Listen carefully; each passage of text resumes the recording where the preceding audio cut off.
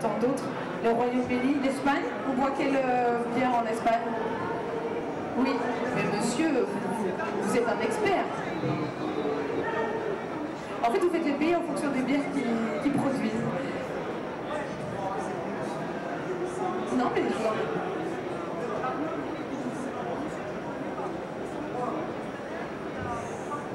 mais d'ailleurs, on m'a dit en République tchèque, c'est plus cher de boire de l'eau que de boire de la bière.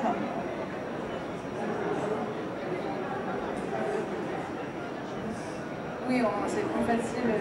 Et d'ailleurs, j'ai découvert, mais pour la petite histoire, c'est qu'on s'est mis à boire de la bière au départ parce que l'eau était impropre à la consommation et que du coup, avec la bière, c'était... alors, monsieur, vous savez, en Chine, quelle bière?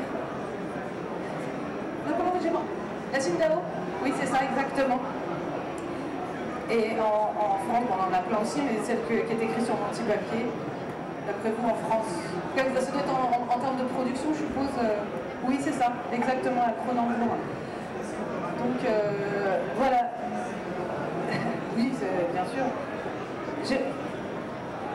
Donc, on va vous parler de cette boisson millénaire, la bière. Nous, en France, on est numéro 1 en Europe du nombre de sites, comme je vous dis, 2000 brasseries. D'après vous, la bière qu'on consomme en France, elle est importée en majorité ou pas? Importée Non, de la bière qu'on boit.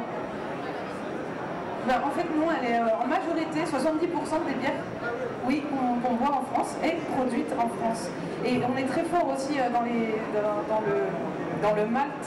On produit 11 millions de tonnes d'orge et on est le premier exportateur au monde de malt. En ce qu'on ne sait pas, mais j'avais un monsieur de l'Institut de brasserie, français de brasserie et de malterie qui me disait que 25% de la production mondiale est faite avec du malt français. En fait, on est très fort en malt. Donc, ça c'était pour la petite histoire. Donc, on a dit les Égyptiens, ça remonte à la Mésopotamie, les Vikings, les Gaulois. Oui, les Gaulois d'ailleurs, c'était quoi le nom de leur bière? La salvoise. Oui, c'est ça, la salvoise. C'était pas tout à fait la même recette, c'était plus un mélange de plantes aromatiques. Mais alors, est-ce que vous savez comment on passe Et alors tout à l'heure, M. Schmitt de l'Institut français disait que les accords ont été signés pour, comme on a de plus en plus de brasseries, on veut réinventer le houblon français. Bien sûr. Le secret de chaque brasseur, messieurs dames, est dans ses différentes levures. Aujourd'hui, chez les gros brasseurs, ces levures sont tenues secrètes dans des coffres forts. Quelques personnes qui sont habilitées à rentrer dans ce coffre-fort. Vous avez les gros brasseurs qui ont une gamme de produits de 30-40 produits différents. On a une levure pour chaque bière. Vous qui êtes amateur d'une marque, qui est fidèle à une marque depuis 10-15 ans, du jour au lendemain, le goût changerait, vous dites, tiens, il y a quand même un problème quelque part, donc on a une petite levure pour chaque produit. Une levure peut être utilisée pour faire 3 fermentations successives. Au moment de la fermentation, les levures qui vont manger les sucres, qui vont se transformer en alcool et en gaz carbonique. Alors une levure qui est utilisée pour une fermentation va être récupérée. On l'utilise pour une deuxième, pour une troisième. Après 3 fermentations, on va dire chez les brasseurs, ce type de levure morte, qui n'est pas morte pour tout le monde, puisque les brasseurs, après l'avoir utilisée 3 fois, vont la revendre. Et vous allez trouver après cette levure chez votre boulanger, les petits cubes de levure de bière que vous connaissez. Cette levure elle sera également vendue pour la production de certains produits cosmétiques ou des produits pharmaceutiques. Les gélules de levure de bière, vous voyez, c'est des produits qui ont déjà travaillé. J'ai très peu de choses dans le process de brasserie, comme là les levures sont récupérées et même vous allez voir l'eau, tout est réutilisé. Alors la recette exacte, donc aujourd'hui on va dire que pour fabriquer 1 litre de bière, il faut beaucoup d'eau. Entre 4 à 6 litres d'eau, 200 g de malt, 2 g de houblon et une pincée de levure. Et bien sûr le savoir-faire de chaque brasseur, évidemment. De 3 hectos. En 24 heures, vous allez faire 9 hectos. Le coût de cette microbrasserie, vous voyez ici, est entre 180 et 200 000 euros. Donc c'est un investissement relativement lourd. Alors la première étape, c'est l'empâtage. Dans la première cuve que vous voyez ici, c'est le mélange de malt avec de l'eau. On va faire une première cuisson à différents paliers jusqu'à 70 degrés pendant 2 heures. Et c'est dans cette cuve matière que l'amidon qui est contenu dans le grain d'orge à un moment donné va se transformer en sucre. L'étape suivante, on va pomper le tout dans la cuve filtre que vous voyez ici. Dans cette cuve filtre, on va séparer les écorces du jus. Les écorces, c'est les restes de malt. On appelle ça les drèches de brasserie.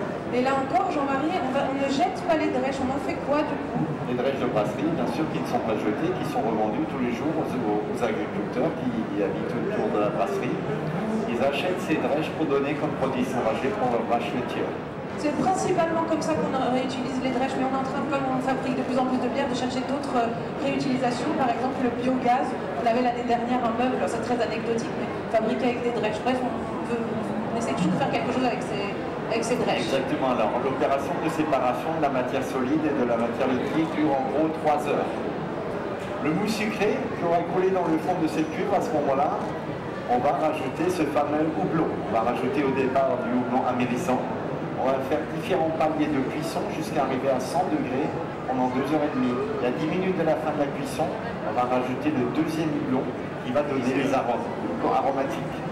Après ça, on va refroidir le tout dans un échangeur thermique jusqu'à descendre ce mou à 8-10 degrés avant de l'envoyer en cuve de fermentation. Alors, une fois que ce mou sucré arrivera en cuve de fermentation, c'est là qu'on va rajouter la levure. Les levures vont manger les sucres qui vont se transformer en alcool et en gaz carbonique. La première étape de la fermentation, qu'on appelle fermentation principale, dure en gros 8 à 10 jours.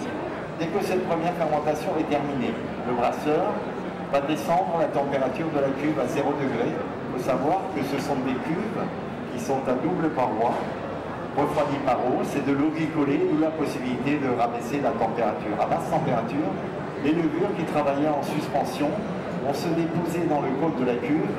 Elles seront alors éjectées par simple pompage. Ensuite, on va pomper le tout dans la dernière cuve qui est la cuve de garde. Dans cette cuve de garde, pendant 3-4 semaines, la bière va s'affiner, elle va s'éclaircir. Et quand cette bière est terminée, on va faire une dernière filtration avant de tout envoyer sur nos lignes de conditionnement pour le soutirage. Aujourd'hui, les cadences de soutirage chez les gros brasseurs sont infernales. La bière est soutirée à 0 degré, donc vous avez remarqué chez vous, quand la bière elle est très froide, vous n'avez plus de mousse. Et donc les cadences de soutirage chez les gros brasseurs, c'est entre 60 à 80 000 bouteilles par heure sur une ligne de soutirage. Alors une fois remplies, capsulées, les bouteilles vont rentrer dans un pasteurisateur. Parce qu'en pasteurisé, il y aura des jets d'eau chaude à 70 degrés qui tapent sur ces bouteilles pendant une durée de 45 minutes.